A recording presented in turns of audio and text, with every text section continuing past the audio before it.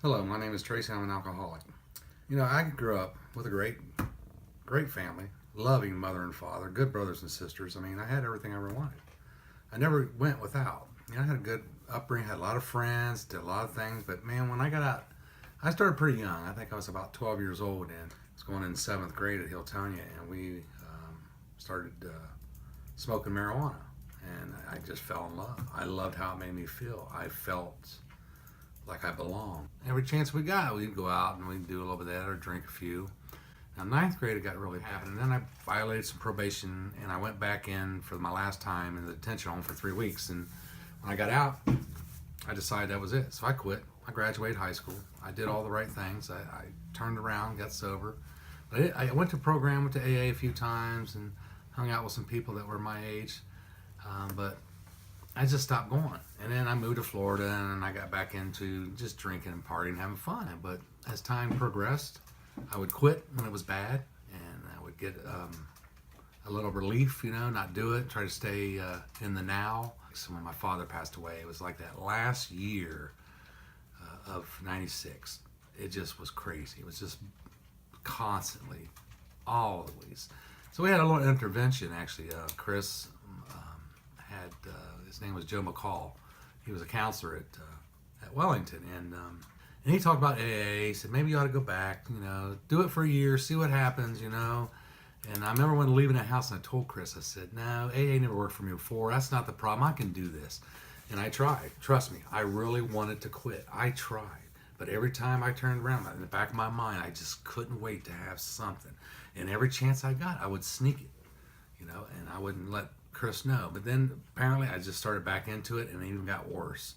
So finally it was just it just got so bad. I got in so much trouble and things were just going really bad. I was the job and everything. So I decided that was it. So I went to my first AA meeting on November 14th, 1996. I understand what alcoholism is. It's as the doctor's opinion, they say in the big book, which is reference of our Alcoholics Anonymous book. It's a phenomenon of craving. It's a craving that, though we think it is okay, we continue to believe that we're okay, and in our mind we want more, and we can't stop. Whether it be alcohol, drugs, or whatever. A drug is a drug is a drug.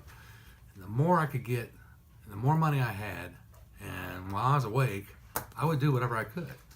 And now I understood that when I read that. I was like, wow, yeah, I understand that craving because man, once I had like 2 or 3 beers in me, I felt good, and I wanted to be in that comfortable line like most people do when they go out and drink. They do it for joy and for fun and for what they say,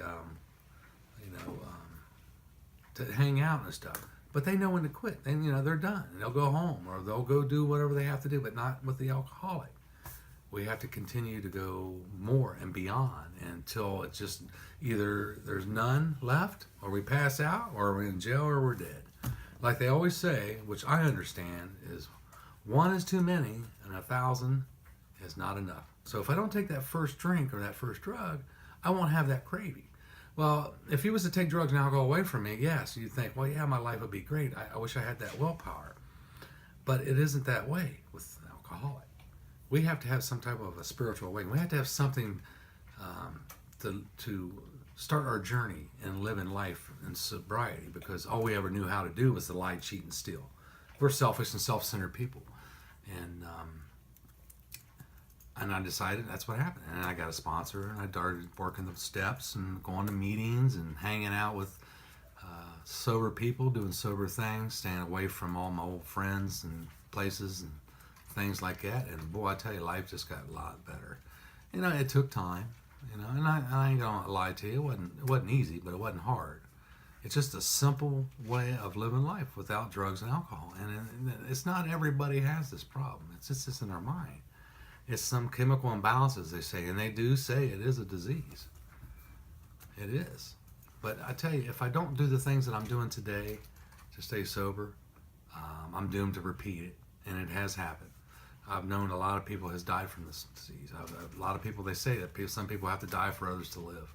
It is sad, And then the other thing was that they always told me was that, just remember, Tracy, to understand that they don't understand what you're going through. And that's all you have to do. You don't have to prove anything to anybody. You don't have to tell people what you're doing. You need to show them. Action is everything.